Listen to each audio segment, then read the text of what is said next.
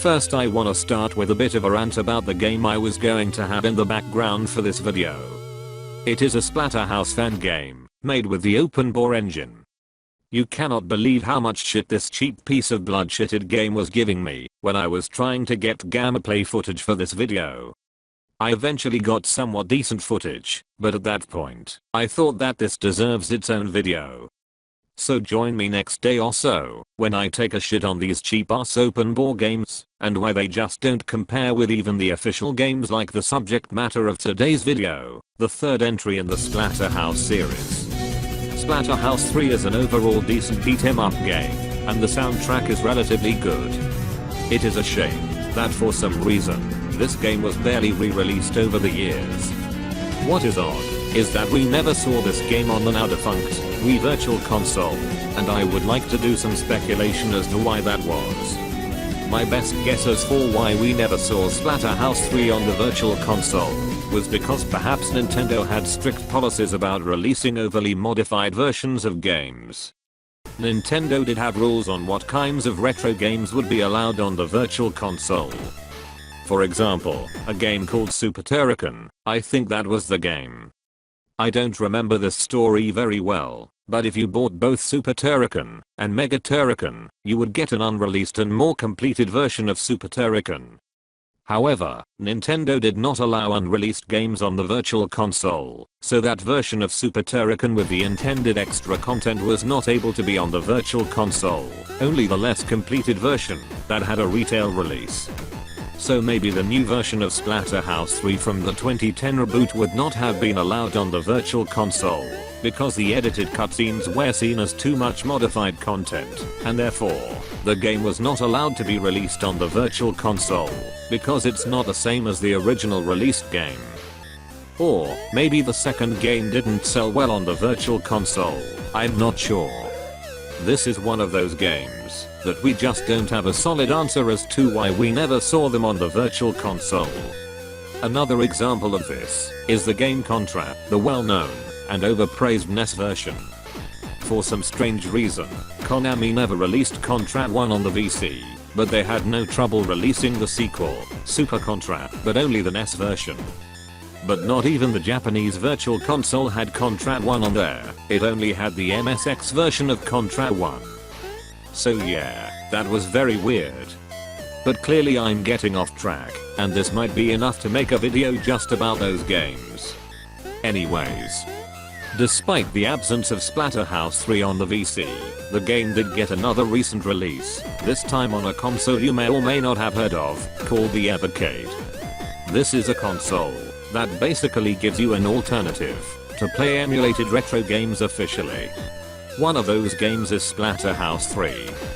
Now, maybe you would think that this time they would not have any problems releasing the 2010 version, but they seemingly didn't need to do that because this release has the digitized actors in the cutscenes rather than the hand-drawn sprites. It still has some differences though. The title screen no longer has any copyright information. By the way, no, I don't have an Evercade. There is no way in hell I'm getting a console I don't care about just to test one 30-year-old game. I would also like to talk about how these games have been somewhat censored since the arcade game. I already talked about this in a commentary video I made about Stop Skeletons from Fighting's Splatterhouse video, but what I didn't say is that the censorship goes deeper than just the first arcade game. Something the entire trilogy of Splatterhouse games have in common is that most enemies bleed a green liquid when you attack them.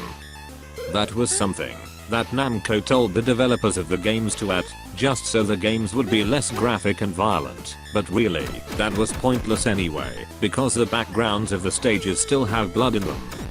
Luckily, Splatterhouse 3 has a hack called Bloody Edition that restores the red blood when you beat the enemies. That has sadly not happened with the arcade game though, or Splatterhouse 2, and it's probably unlikely that these games would remove the green blood whenever they are re-released. There is also a thing I didn't show on the video testing that Bloody Edition hack on the Genesis emulator. The emulator actually had built-in codes for Splatterhouse 3, which is kinda funny, but no different from other emulators like Project 64. I didn't show off the codes in the video because I simply didn't need them, and none of them was anything I wanted anyway, like a code to remove the time limit on the stages. And before someone asks, no, I doubt I'm going to play Splatterhouse Want Parkour Graffiti for the Famicom using the Nesticle emulator. The two reasons for that are that I don't care much for that game, and 2, the game refuses to run on the Nesticle emulator, despite how in the official website of the emulators by Bloodlust Soft, they showed Splatterhouse Want Parkour Graffiti running.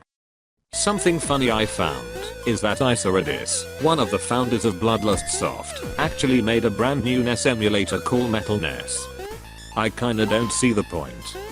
If I had the coding skills and tricks as him, I would target something more complicated to run at full speed, like the Wii, or the Nintendo Switch the Nintendo Switch, while making possible to run Smash Ultimate no problems.